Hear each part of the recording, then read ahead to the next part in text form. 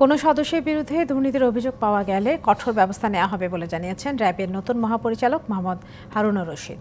দায়িত্বভার গ্রহণের পর দুপুরে প্রথমবার কুর্মিটোলা সদর দপ্তরে সাংবাদিকদের সাথে মতবিনিময়ের সময় এসব কথা বলেন তিনি।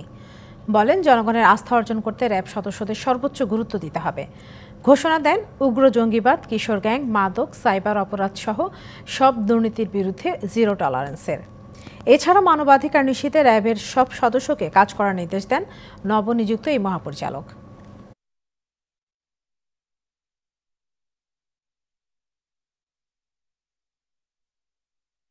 একটা এলিট ফোর্স, এলিট ফোর্সের এই এলিটিজমের বিউটি হচ্ছে যে আমরা অবশ্যই দক্ষ, মেধাবী এবং অভিজ্ঞ, এবং আমাদের পেশাদারিত্ব থাকতে হবে।